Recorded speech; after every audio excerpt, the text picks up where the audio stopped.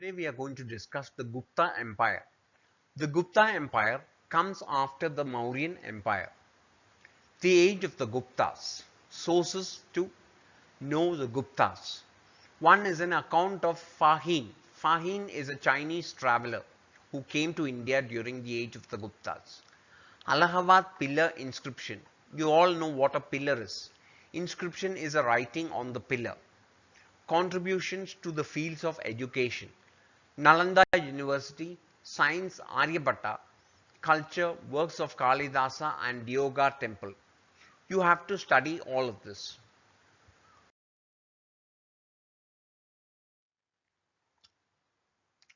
The rise of the Gupta Empire.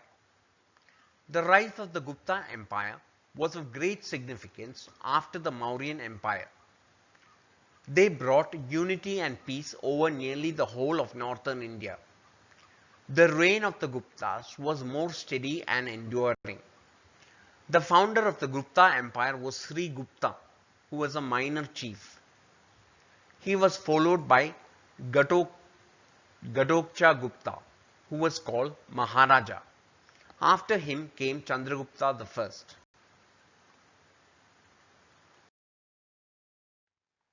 Now we are going to discuss the literary sources to understand the reign of the Guptas. Literary accounts of Fahim.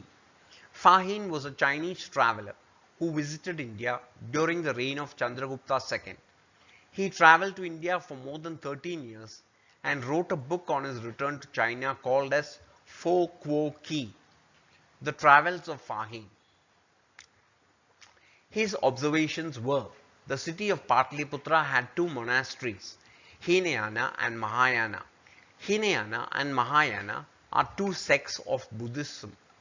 He was amazed at the grandeur of Ashoka's palace, the wealth and prosperity of the capital city, and an excellent hospital run by the wealthy citizens of the town.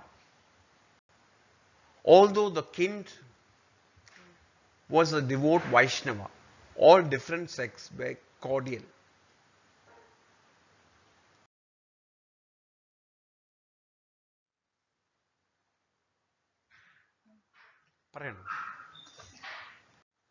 The people were honest and law-abiding. They were free to go wherever they wanted to. There was freedom of movement. Criminal laws were mild and punishment of death was unknown. Fahim's narrative not only helped to reconstruct Buddhism, but also understand the social, religious and economic condition of the people of the 5th century AD. Wherever he went, he found people happy. Here you can see a picture of Fahim traveling to all places of northern India and collecting information. Archaeological sources. The Allahabad pillar inscription. The Allahabad pillar inscription is composed by the court poet Harish Sena in Sanskrit. It shows a detailed conquest and personality of the king Samudragupta.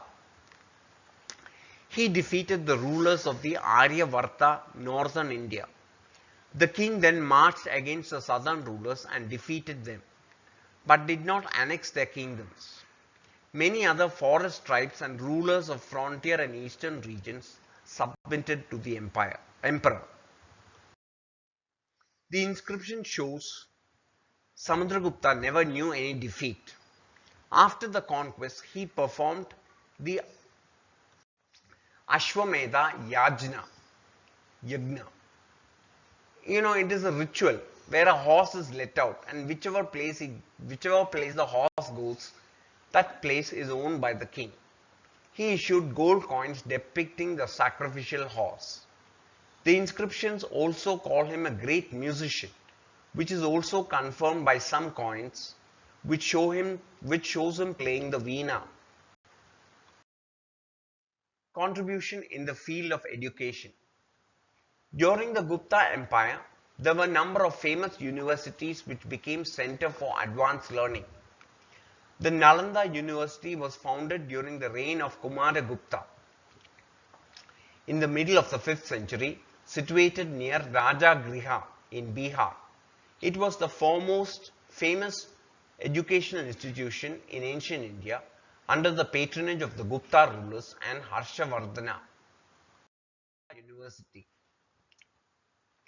The admission was through a difficult entrance examination and 2 out of 10 got in. The students were provided with free boarding and lodging. Sanskrit was the medium of instruction.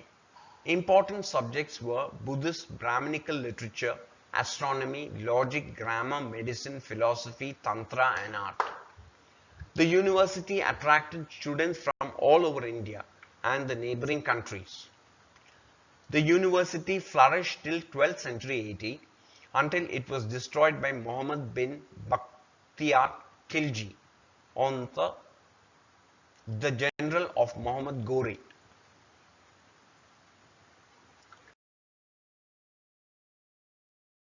In the field of science. During the Gupta period, great progress was made in the field of astronomy, medicine and mathematics. Aryabhatta was a great mathematician and astronomer. His two works are Aryabhattiya and Surya Siddhanta. Aryabhatta deals with arithmetic, geometry, algebra and trigonometry.